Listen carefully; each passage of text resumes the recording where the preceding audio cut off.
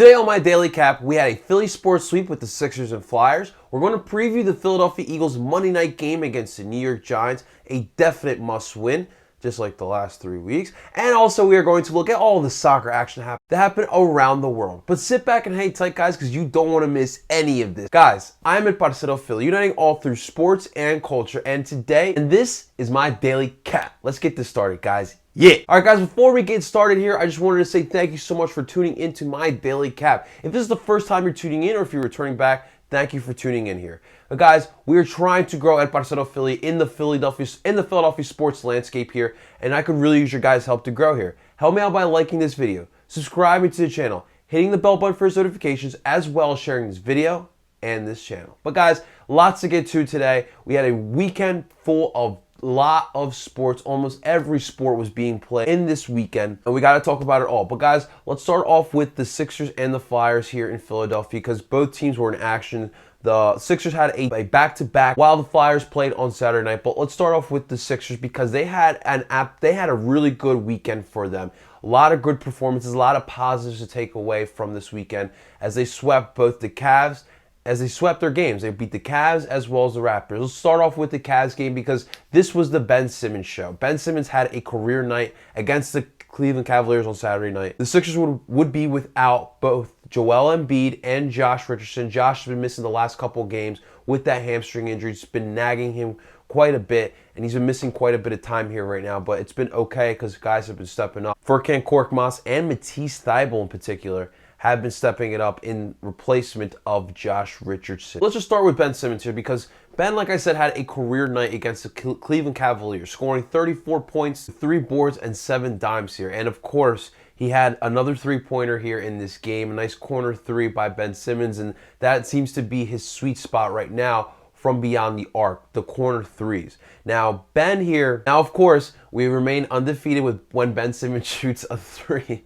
God, why is that an actual stat, guys? I don't know. Welcome to Philly, essentially. But Ben had a really great night here, and honestly, you gotta commend Ben, because Ben was without Joel Embiid and also was without Josh Richardson for the last couple games, and you're seeing Ben Simmons stepping it up both on the court with this play and as well as a leader. He is putting this team on his back, and he is guiding this team to these victories here. I'm loving this maturity and this development from Ben Simmons here, and we need to continue seeing this. And as of right now, this is Ben Simmons' team.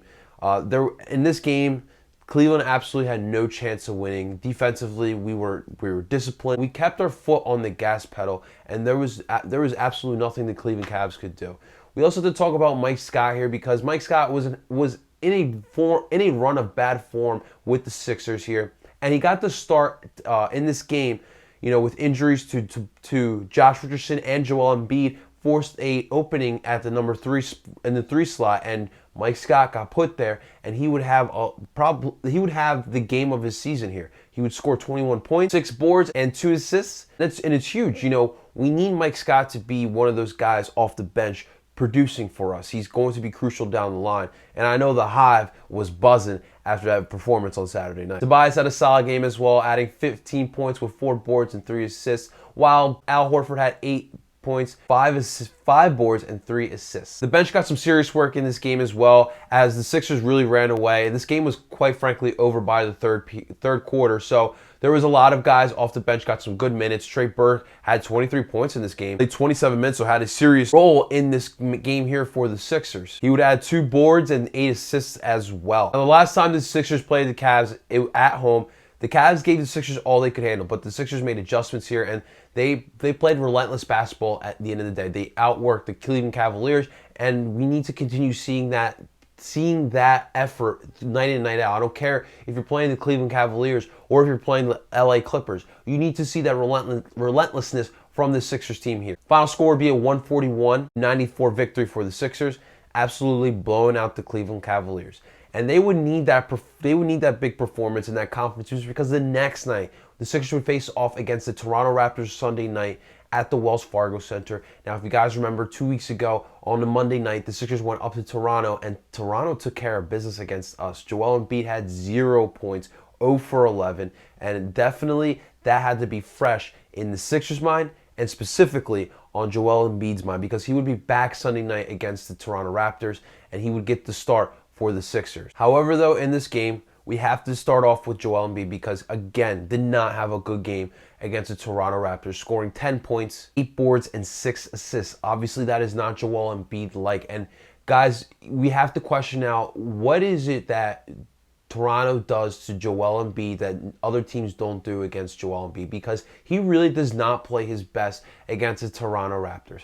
Now, obviously, you know, when we're in Toronto, it's tough to play up there, and we really don't play well as a team in total. But specifically, Joel Embiid does not play his best as well. But, you know, Joel did not have the best game here, and we really have to keep holding him accountable for his lack of effort. Joel Embiid is supposed to be a leader for this team. And he, quite frankly, is not performing like a leader here. We've talked about this before. When you are a leader, you have to set the example for the other guys in the locker room, quite frankly. And Joel Embiid is not showing that. You know, when you're not having a good game, you should not be moping around the court and giving off that energy to the rest of your teammates there. You got to continue working hard. If the shots aren't falling, you know, step it up defensively. Step it up, you know, give the opportunity to the other guys to make plays because you're not making the plays there. There's other ways to being a contributor as a leader if it's not your night. But Joel, it just wasn't happening. And it was so bad that Joel got benched in the fourth quarter. Like, that really needs to get under Joel's skin there because you're supposed to be the guy, if not one of the guys on this team, and you're getting benched in the crucial moments of this game here. Not good at all. All right, so next time we face off against the Toronto Raptors is January 22nd in Toronto. And you better believe the thing I'm going to be looking for the most against the Raptors will be the performance of Joel Embiid in that game. Joel needs to get this monkey off his back because Toronto really are not doing anything crazy that other teams are doing to stop him. Teams like to double team Joel Embiid when he has the ball in our zone there. You've seen this before. Now you got to find a way to combat this. We'll see here, but Joel Embiid needs to bounce back yet again. Well, quite frankly, guys, we just discussed this a minute ago.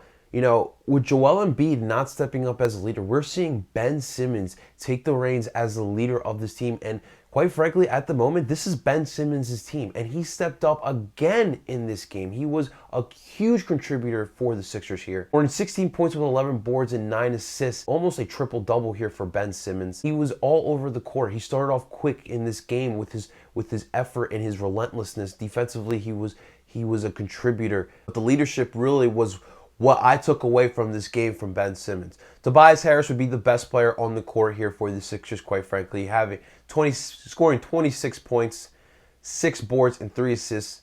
And we are seeing a Tobias Harris that we all wanted to see here in Philly. He's starting to get comfortable. He's starting to get his looks. He's starting to knock down these shots. When it comes to the Sixers, you know, teams really want to stop Joel Embiid. Then their focus turns to Ben Simmons, which leaves Tobias Harris with a lot of open looks because they're putting their focus on Joel Embiid and Ben Simmons. So Tobias has to take advantage of these open looks here. And you know, if he continues to play like this, it is going to be tough to stop us if we have 3 options that can score at will. Horford would have a solid game here as well with his 11 points, 4 boards, and 5 assists. We got to talk about Matisse Thybulle because stats-wise, this was the best game for him out of the 2 games. He scored 20 points with 2 boards, 2 assists, and more importantly, had 3 steals in this game. Matisse was playing out of his mind here. He just continues to get better. His effort is evident to see game in and game out when it comes to Matisse.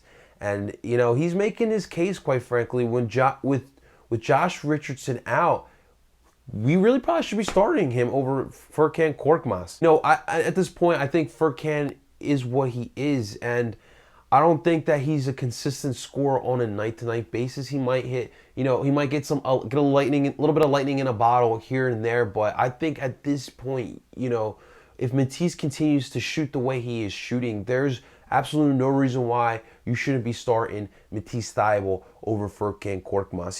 He really was, in my opinion, the man of the game in this game here. He was the most valuable person on this court, and I'm really interested to see what we're going to see from Matisse going forward. Because, man, he's a rookie, and literally, the sky is the limit for Matisse Thybulle right now.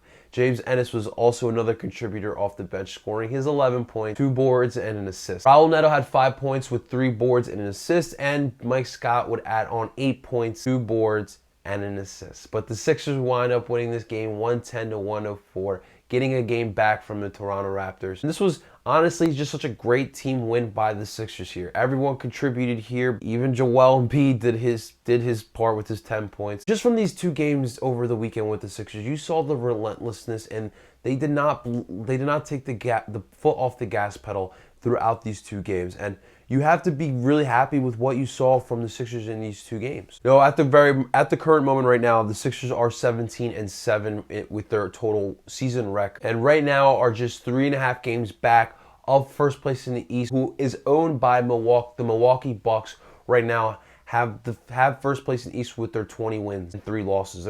They're playing really good right now. Giannis Antetokounmpo is right now the early favorite to win MVP. So it's not going to be easy, but at the end of the day, the Sixers to me are one of the best teams in the Eastern Conference, and I expect them to continue to move up and fight for that first place spot. Next up for the Sixers, they'll be back home, or they will face off against the Denver Nuggets. So that should be a fun game. Both teams are good young teams.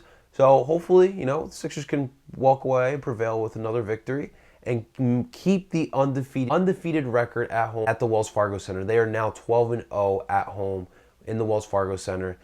Man, they are really, honestly, they have a little fear of losing at home, getting all the boos from the Sixers fans. Man, Philly fans are not easy to please, and the Sixers are doing their part to try to please them. So bravo to the Sixers.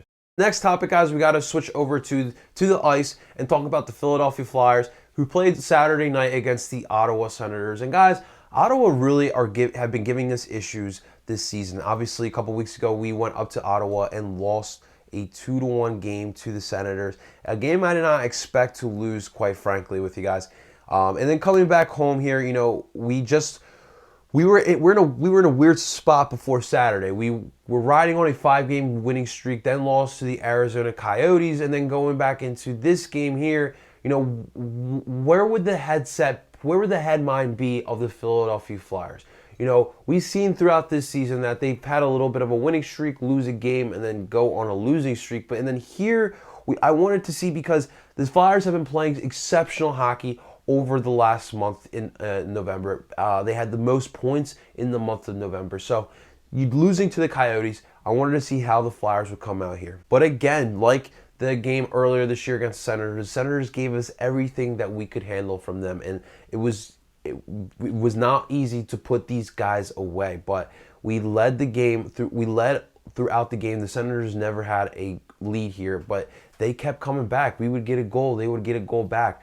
And that would be the case throughout this game here, throughout all 3 periods. Now for Carter Hart, he allowed some uncharacteristic goals against the Senators here. He would have 27 saves on 30 shots, and on most nights, in my opinion, 2 of the goals, in my opinion, he would have stopped. But he's still a solid game. He did what he could. He still had some big saves against the Senators.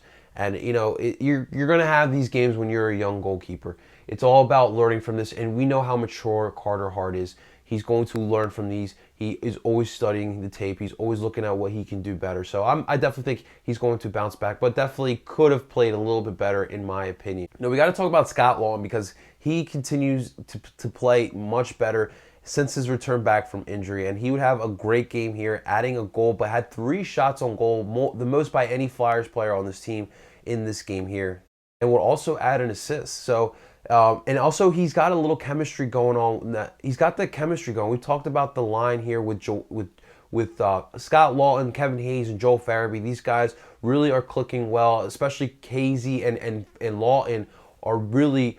They are on the same page, quite frankly. And Farabee is working his ass off on the other side, on defensive side of the puck, and also on the offensive side of the puck.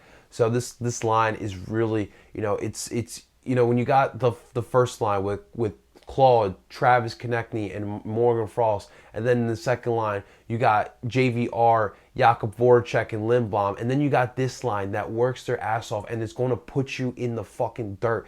I love it. I love this team, and this was such a great performance. They fought all game long. The Senators they come up big when they play against us. They don't shy away from playing the Philadelphia Flyers. And the Flyers stayed in this game. They did not lose hope. And then in the third period, right after the Senators got the game-tying goal, making the score 3-3, Scott Lawn off a Kevin Hayes rebound, nailed it in the back of the net with 3 minutes left, giving the Flyers the victory 4-3 here. Like I said, I know this is the Ottawa Senators, but you got to be happy with the Flyers getting the victory here. You want to see your team winning hard-nosed games like this, fighting throughout the 3 periods to get the W, because that's going to go a long way at the end of this season. Yo, man, I don't know who else it would be challenging him, but if the Flyers make the playoffs as a top 3 seed, how do you not give Alain Vigneault Coach of the Year in the NHL? I know it's really early still to talk about this, but Vigneault's doing an absolutely fantastic job. He is turning this team that looked so bad last year. They look like a top-tier team in the Eastern Conference at this very moment. So bravo to Vigneault, bravo to the Flyers. You want to see more of this effort from the Philadelphia Flyers. And next up for our Orange and Black will be a Wednesday night game. We will be heading over to the West Coast to start a 3-game Western Conference road trip this week. So is this going to be a good test for the Philadelphia Flyers this week? Heading over to the West Coast, we're not going to be in our comfortable home of the Wells Fargo Center. And, Western Conference teams, quite frankly, are not easy to always play. And, you got the Avalanche, the Wild, and the Jets. 3 teams that, you can't overlook. And we will see what the Flyers do here. We will talk about them very shortly. But good job by the Flyers here. All right, guys, before we head to the soccer talk here, we got to talk about the Philadelphia Eagles here, and we got to preview them a little bit because the Philadelphia Eagles will be playing on Monday Night Football against the New York Football Midgets in the Lincoln Financial Field. Now, guys, it's been tough. It's been tough being an Eagles fan this season. It's been so frustrating. It's been so torturous as well. Back-to-back weeks now, the Dallas Cowboys handed us a gift, and last week we couldn't take advantage of that gift. Will this be the week the Eagles finally take advantage of the division being quite such a crapshoot? Now, with the New York Giants, their quarterback Daniel Jones will not be available for this game. So that means the return of Eli Manning facing off against the team he hates the most. And obviously, we all know we've had Eli's number in his career. He's continuously struggled throughout his career against us. And also the Giants are getting back Saquon Barkley. We all know how dangerous he is, and they're also getting back Golden Tate. Now we have to believe that Golden Tate is going to come back in this game hungry and ready to show the Eagles they made a mistake by letting him walk up the turnpike to play with the New York Giants. I know he's going to be motivated here. So with the Giants, guys, you have a team that is absolutely hungry and is ready to ruin our season here. The Giants hate us. We have the Giants numbers, despite, what the Giants want to say about us. You know what, Giants fans? A team with one measly Super Bowl victory in their history have your number with your 4 Super Bowls that you guys own. But quite frankly, guys, we could talk about the X's and O's, we could talk about the players on the Eagles, but we all know what this Eagles team really is. Now, can the Eagles win this game? 100% yes, the Eagles can win this game. Over the last 3 games, right? The Eagles have lost those games by less than a touchdown. That just tells you that is a good team that is not playing to their potential here. That's literally what I see here. You held the New England Patriots to 17 points with Tom Brady as the quarterback. You held the Seattle Seahawks to 17 points. Russell Wilson in the Seahawks offense is pretty dangerous at times this season, and you held them to 17 points. Now, obviously, last week, that it was such a shit show down in Miami. Allowing the Dolphins to put up 37 points. Ryan Fitzpatrick was looking like Tom Brady, quite frankly, out there. Now this week you have a team that's getting some fresh offensive power back with Eli, Saquon, and Golden Tate. To me, guys, what it's all about is how bad does this Eagles team really want this? Do you really want to make the playoffs? Do you really want to win the NFC East here? That's really what it's going to come down to, because this team has the talent. And for me, it's been such a mystery. What is the reason why this Eagles team is not performing to their capability? And specifically the offense. Why isn't this offense performing to their capability when we've seen this offense be really dangerous even this season? Now, we've all been pointing the fingers at Carson Wentz. We've all been pointing the fingers at Mike Rowe and that offensive staff. But is it time now to start looking at Doug Peterson, putting some blame on him? I've seen a Doug Peterson who has not been coaching like the ballsy guy we saw in the Super Bowl. Last week was a great example. You know, the fake field goal for the touchdown. Why did you not call a timeout in that situation? It was the first half. It's a formation you have never seen. Instead of risking the possibility of the Dolphins scoring there and gaining some momentum, why wouldn't you just call a timeout? More than likely, the Dolphins would not have lined up in that formation again. So that, to me, that's like the perfect example of what is wrong with this Eagles team. Doug Peterson is the head coach. Doug Peterson needs to get the blame for some of these issues that this Eagles team has right now. And then you look offensively. Why is it that we're not running the ball more? I know Jordan Howard is out and might be out for the rest of the season, but you still got to get back to running the ball. You have an offensive line that's not performing to their capabilities. You have a wide receiving group who's probably one of the worst wide receiving groups in the NFL. And you have Carson Wentz, a good quarterback who's just playing way too much in his head and is overthinking things. That is the reason why he is not playing well. So instead of alleviating the pressure on Carson Wentz, they decide not to run the ball and continue to throw the ball. Guys, if Carson Wentz throws more than 40 passes against the New York Giants, I guarantee, and I will stamp it right now, we will lose this game. We have to run the ball. And Miles Booby Sanders has proven to you he can carry most of the load here. Give him some more carries. And you can change it up with Jay Ajayi. I know Jay's not the fastest running back, but he will give you 2 to 3 yards on some hard-nosed runs. Doug really has to look himself in the mirror here. What do I need to do to get my team to where they need to be? It's on you, Dougie. My eyes will be on Doug Peterson the most come Monday night. It's going to be tough, and the Posidelphian in me is telling me that the Eagles will take care of business and beat the Giants here. And quite frankly, guys, this is it for me. 3 straight weeks I've been telling you, guys, the Eagles are going to figure it out this week. Guys, the Eagles are going to figure it out this week. This is it for me. If the Eagles don't get it done here tonight, we will not make the playoffs. Simple as that. Now, 4 weeks in a row that the Eagles have had opportunities to take advantage of this division, and if they lose Monday night, that's the 4th time they let it go again. After Thanksgiving is really when you need to play the best football of the season for your team. We'll see. First 2 weekends after Thanksgiving have not gone the Eagles' way. We will see what the Eagles can do this week. I'm going to go out on a limb and say the Eagles win this one 21-19. It's going to be an ugly game, and the Eagles will find a way last minute to get a win. It's gonna be. I don't even know what the Link is going to think at that point, losing or beating the Giants in such a bad manner. But after this game for the Eagles, they will head to Washington to face off against the Redskins, and ya boy will be there. All right, guys, let's move on to some of these soccer matches that happened over the weekend here, guys.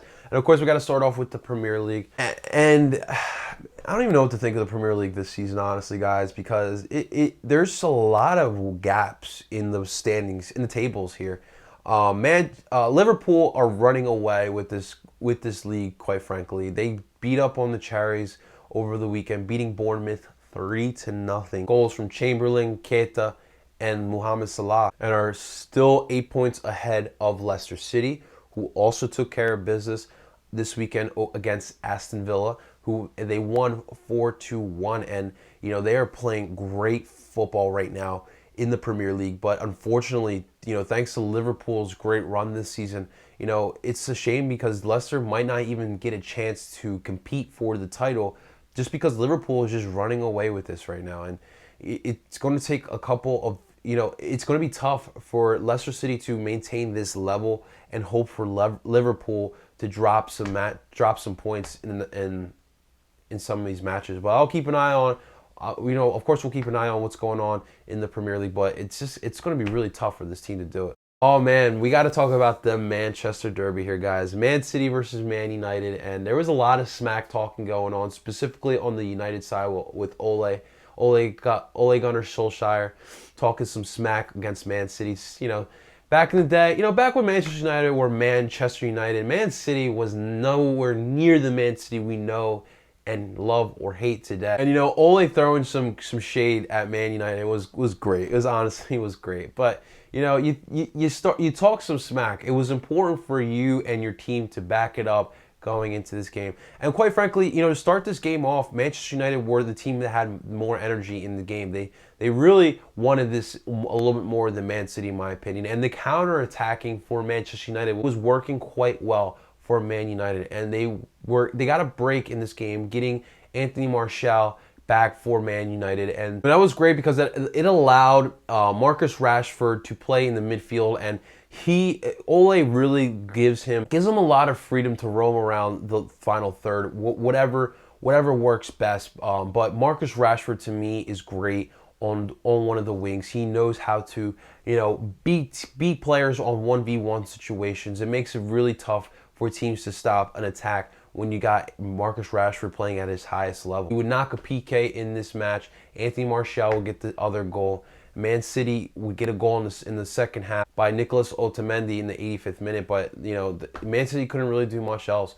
Man United wanted this more, and they would win this game 2-1. Man City dropping points yet again. Pep, he's got to figure this out, because if he's not careful, Man City not only is going to miss out on the Premier League, they're going to miss out on Champions League placing next season as well. So we'll see what happens with this Pep Guardiola Man City team, but they do not look like the typical Man City team under Pep Guardiola that we have all been used to over the last couple of seasons. And for Man United, they're on a run now. They beat Tottenham Hotspur midweek. It was a convincing win, and now they had another convincing win against Man City.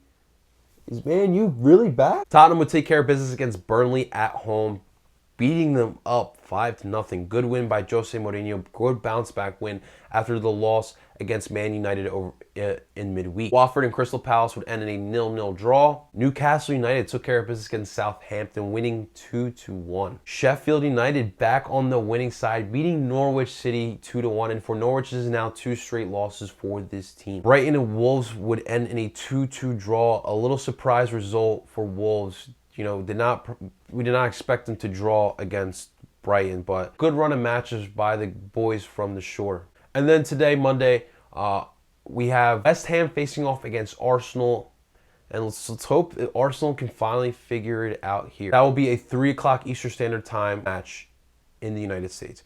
But guys, the last match I want to talk about is Everton versus Chelsea, because Everton might be back. As we all know, they were the talk of the week, as Marco Silva got sacked after that embarrassing midweek Merseyside derby loss to Liverpool. Duncan Ferguson, who was appointed the manager after the Silva sacking. Now, a lot of Everton fans remember Ferguson with his time with the club, spent quite a bit of his career as a Toffee. And, he honestly was a difference maker for Everton here. Everton would upset Chelsea, winning 3-1 here. And Chelsea literally had no chance in this game. Everton dominated in all aspects of this game here.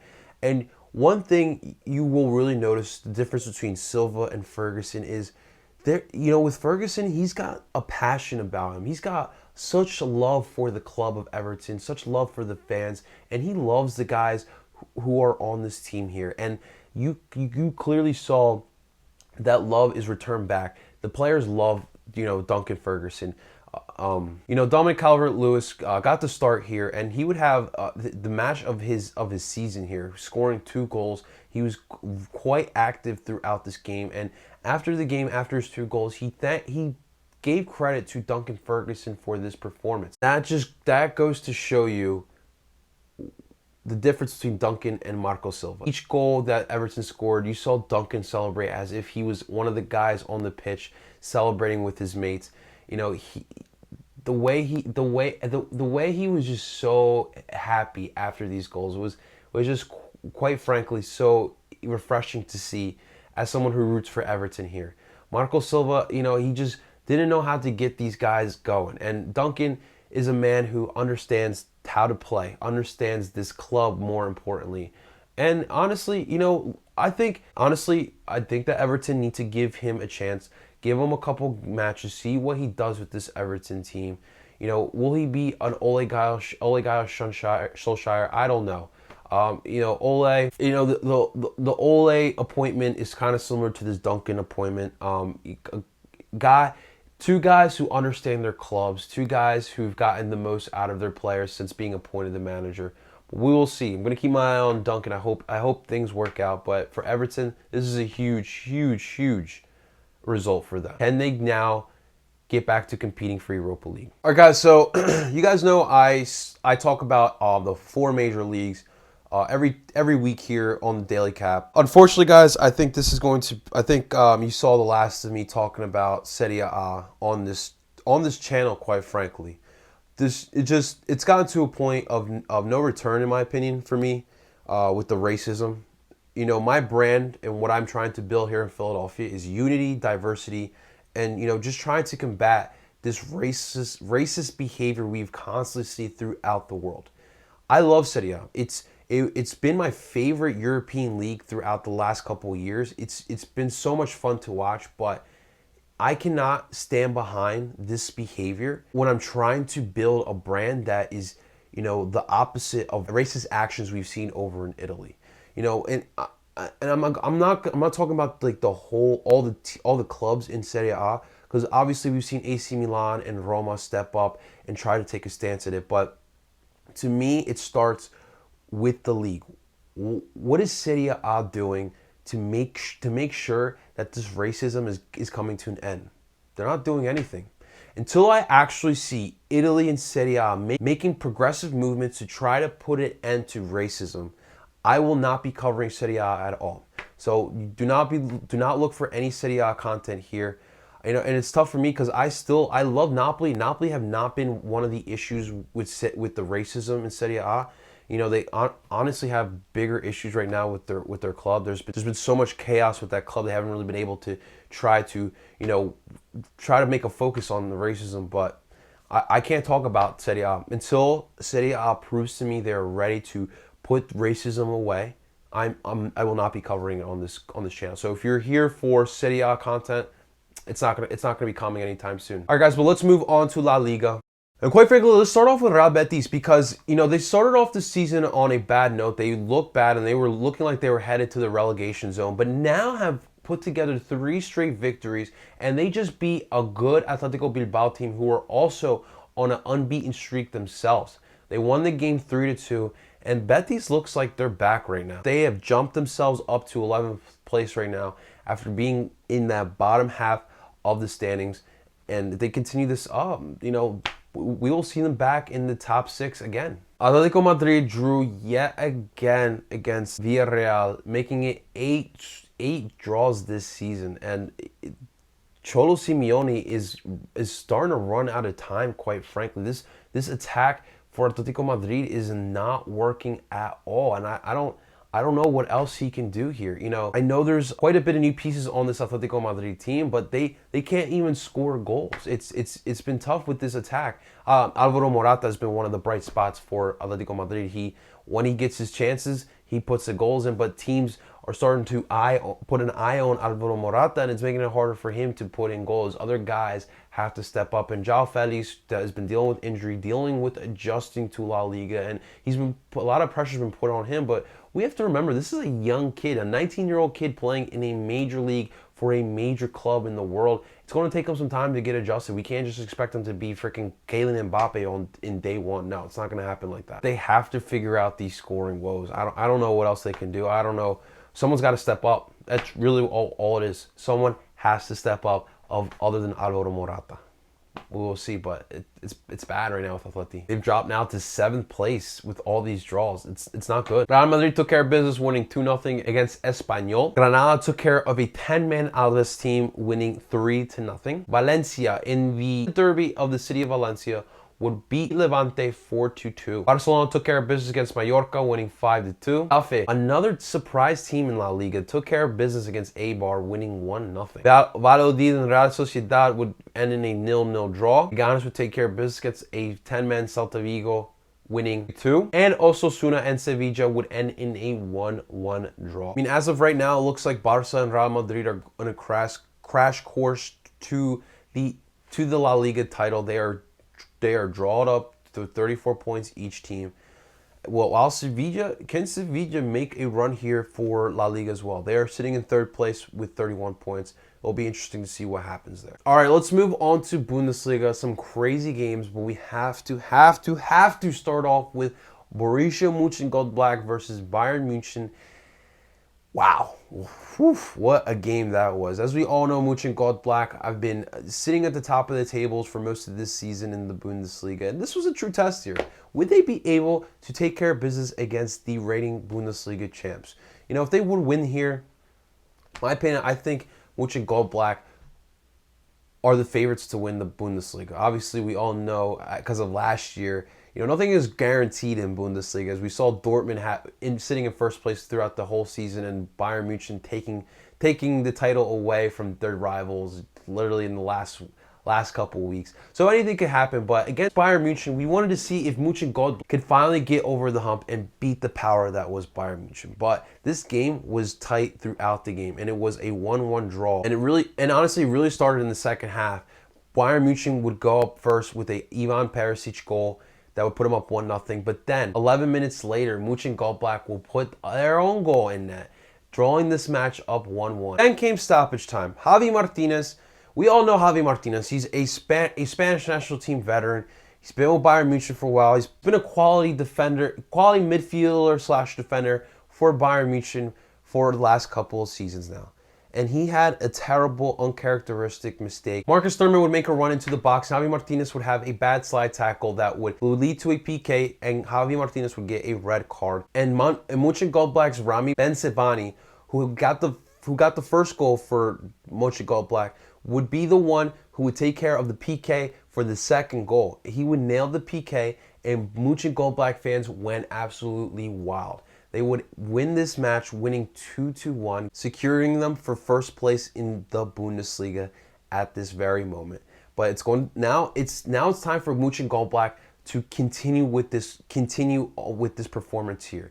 Yeah, you beat Bayern München, but the season is far from over. You got to continue this pace, and you got to continue getting better. But bravo to Mönchengladbach, huge win for them. And honestly, with my Werder Bremen playing bad, I'm rooting for Mönchengladbach. I hope they get this done. I hope they win Bundesliga, because there is nothing beneficial of Bayern München winning another Bundesliga yet again. So hopefully Mönchengladbach wins the Bundesliga for the sake of the growth of Bundesliga worldwide. Eintracht Frankfurt against Hertha Berlin would end in a 2-2 draw. RB Leipzig keeping pace with Mönchengladbach beating Hoffenheim 3-1. Dortmund with a good performance against Fortuna Düsseldorf, beating up on them 5-0.